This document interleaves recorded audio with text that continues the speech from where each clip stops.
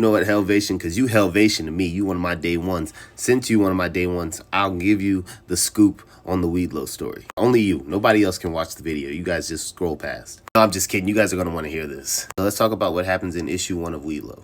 So issue 1 of Weedlow starts off with Mayor Graham and Bruiser having a talk. So basically what's going on is Bruiser, the head of the SGU, is having a conversation with Mayor Graham about blowing up a city. Because when THC manipulators came about and the SDU finally had a hold on them, felt like they couldn't live in human society. So what they did was they blocked off their city, put them on the other side of a wall of the city, making it that the THC manipulators basically have their own city to themselves, which is bad because there's a lot of evil THC manipulators that started gangs and bringing contraband into the city. Now the city is guarded by the SDU. They have drones, SDU bots guarding the city at all times. And the SDU actually sends food to these THC manipulators in the city and everything, and they have big fights and wars over food. And there's some THC manipulators that's able to get THC inside of the city so they could use THC manipulation, which is how gangs and everything is formed inside of the city.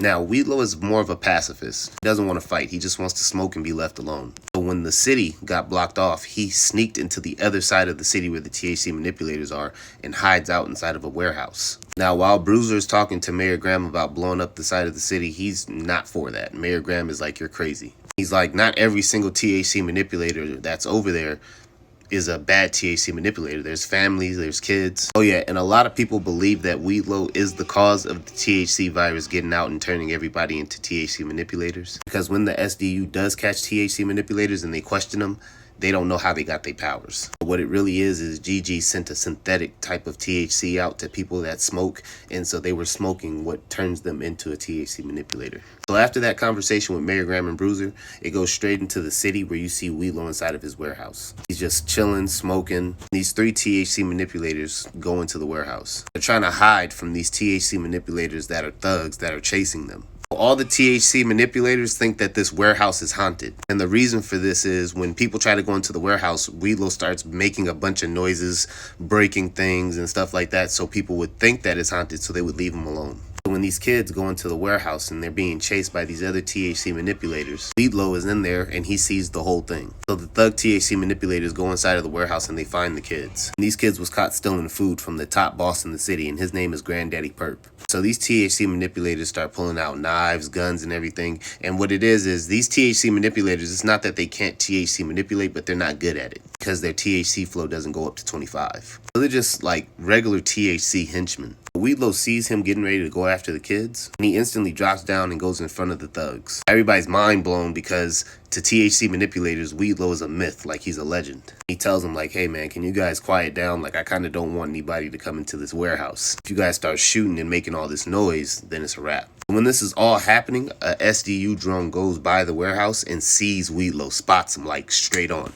That instantly puts a red alert on the SDU. So Bruiser sees this like on the screen and jumps up and has the SDU go straight to the warehouse. Now while this is happening, like the main thug of the THC group that's chasing the kids tries to get smart with Weedlow, and then he just beats all they ass. Then he covers the whole warehouse in smoke. After he's done beating up the THC manipulators that came in looking for the kids, he basically, tells the kids like, you guys should get out of here. And as soon as he does that, 3 big ass SDU robots come through the roof of the warehouse. And then Dean, the SDU ninja, drops right in between them. Basically gives Weedlow like a little like justice speech, and then Weedlow tells him like he doesn't care. This angers Dean because Dean has it in his mind that Weedlow is the reason for the THC virus. So his main duty is to try to bring him in, like through the whole series. Like even when he finds out that he's not the person, like he still feels like he should be brought to justice because Weedlow is a murderer. So after talking for a little bit, Dean has the SDU bots try to attack Weedlow. Weedlow pulls one of their arms off, and then he just trashes the other 2.